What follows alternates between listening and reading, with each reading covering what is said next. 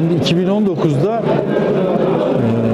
Yılmaz Berke arkadaşımız ve Ayşe Binaz arkadaşlarımız büyük bir seçim zaferiyle kazandılar. Fakat aynı gün arkadaşlarımızın mazbatası verilmeden bir başka altındaki oy alamayan alttaki bir partiye verildi. Bu tabii çok büyük sıkıntıydı. Dünyada eşi benzeri olmayan bir durumdu. Biz bu 2019'dan bu yana bunu takip ettik. Partimiz yine aynı arkadaşlara görev verecekti. Aksi yönde bir karar alınca aday olmam konusunda birkaç arkadaşlar görüş geldi. O doğrultuda ben de zaten TÜŞMA'nın dertlerini, TÜŞMA'nın sıkıntılarını TÜŞMA'da oturan birisi olarak biliyordum. Yılmaz Berke başkanımızla da yakınız. Bu seçim döneminde TÜŞBA'yı kesinlikle alacağımızın kararıyla TÜŞBA'ya aday oldu. Ön seçimde de ciddi bir, coşkulu bir ön seçimden de çıktık. Eş başkanımla Akkoş eş başkanımla birlikte 1 Nisan'da TÜŞBA'yı kayyumların elinden ve bu zihniyetten kurtaracağız. Halkın hizmetine sunacağız. Bu hedefle, bu amaçla aday oldu. Ön seçim şenlik havası içerisinde ve halkın kendini yönetmesi anlamında çok demokratik bir atılımdı partimiz açısından. Tabii ilk olmasından dolayı bir takım sıkıntılar olduğu düşünülebilir ama halkın bunu benimsemesi ve bu coşkuyu sahiplenmesi inanılmaz büyük bir ölçüde oldu. Bu da bizi seçime daha ön seçim gününden hazırladı.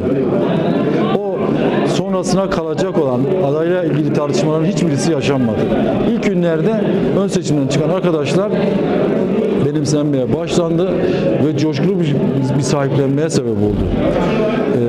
Önemsiyorum. Gelecekte de bu böyle devam edecek. Şimdi TÜŞBA'da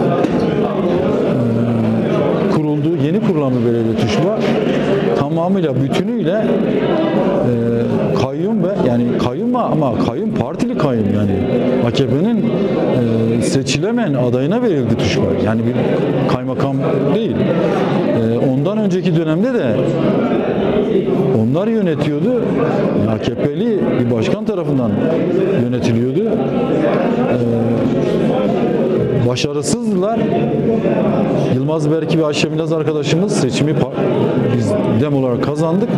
Elimizden alındı. Şu anda tüm çalışanların tamamı da onlar tarafından işe alındı. Yani sıfır bir belediyeydi.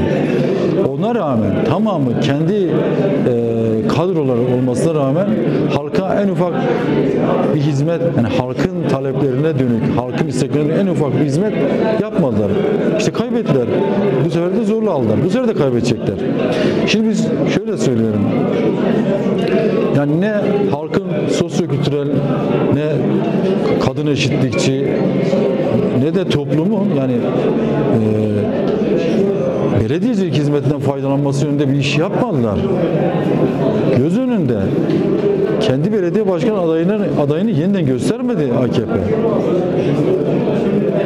Yani öyle ki büyük parklar yaptılar, büyük parklar hemen yanı başında çamurlu sokaklar duruyor.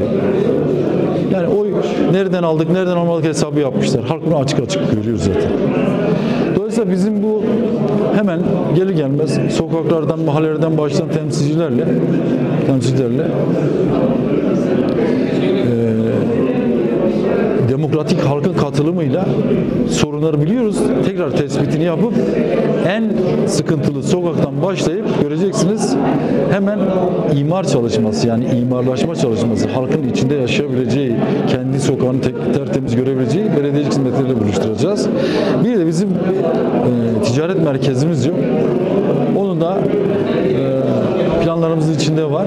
Ticaret merkezimizde oluşturacağız. Halkın katılımıyla, demokratik katılımıyla özgürlükçü, kadın özgürlükçü ve eşitlikçi bir anlayışla yönetimimizi halkın hizmetkarı olarak yerine getireceğiz. Ben artık kayyum atama döneminin bittiğini düşünüyorum. Yani bunun artık konjonktür olarak Türkiye'de yeri yok. Yeri yok. Belki 2016'dan sonra 3 yıl ve 3 yıllık 2 dönem şeklinde geçen ve ellerinde bir kayyum atama rejimi gibi düşünülen dönemin sonuna gelin. Kendileri de atayamayacaklarını biliyorlar. Belki birkaç belediye için bu tehdidi ellerinde bulundurabilirler. Ancak iyi ve ciddi bir oyla alınan bir belediye artık dünyada kayyum atamayı anlatabilecek durumları yok. Ola ki böyle bir duruma girdiler, kayyum atadılar. Biz kendi çabamıza, kendi coşkumuza bakıyoruz. Kolay değil, atayamayacaklar. Yani öyle İstanbul İttifakı, Demir İttifakı konusu değil bu. Atamayacaklar da zaten öyle bir durum var. Ama biz bugünden kendi çabamıza, kendi coşkumuza bakıyoruz. Göreceksiniz, bizim dediğimiz gibi olacak. Halk kendi belediyesi tekrar kazanacak. Halk kendi belediyesini alacağı kendi oyuna da seçim günü sahip çıksın. Tamamı sandığa bekliyoruz. Tuşba'da oy kullanım oranlarını da artırmak istiyoruz. Zaten net olarak kayyumdan rahatsız olan bütün kesimleri DEM'e oy vermeye bekliyoruz.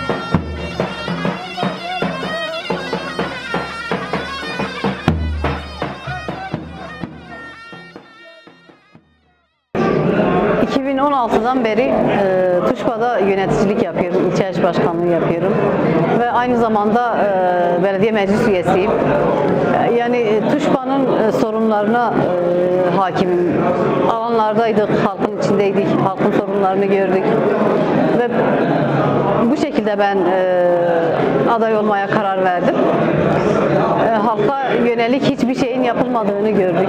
2016'da 2014'te AKP belediyeyi almıştı. Halka dair hiçbir şey yapmadı. Aynı şekilde 2019'da arkadaşlarımız Ayşe Minnaz ve Yılmaz Berki halkın iradesiyle kazandılar ama ne yazık ki hukuksuz bir şekilde mazbataları verilmedi. Halkın iradesi gasp edildi. Yani halka hizmet için bırakmadılar. Arkadaşlarımız hizmet götürsün halka. Kayyum atadılar. O kayyumlar biz de aynı zamanda diyelim meclisteydik. Halka dair hiçbir şey yapmadılar. Gelen geliri sadece kendi çevresine, kendi akrabalarına harcadılar. Halkın taleplerini defalarca önerge halinde götürdüğümüz halde hiçbir şekilde bizi dinlemeyip, çünkü halka hizmet için değiller. Bu ülkeyi ya da işte Tuşba'yı diyelim kendi evlerini görmedikleri için, kendilerini halktan görmedikleri için ne yazık ki hiçbir hizmet, halka dair hiçbir hizmetleri olmadı. Yani iş alanları açılsaydı, köylerde çiftçilik desteklenseydi, kadınlar için istihdam alanları açılsaydı, gençler için bunlar desteklenseydi, iş alanları açılsaydı gençlerimiz gitmezdi. Hiç kimse istemez yani yılda bir kere gelip ailesini, çocuğunu ya da anne babasını görsün. Bunları yapmadıkları için gençlerimiz mecbur, çünkü büyük bir ekonomik kriz de var yani. Bugün ailelerimiz, halkımız evine ekmek götüremiyor. Bu şekilde halkımızı gerçekten bu şekilde de zorunlu bir göçe de zorluyorlar. Hani işsizlikte dolayı halkımız metropollere de yani batıya da göç etmek zorunda kalıyor.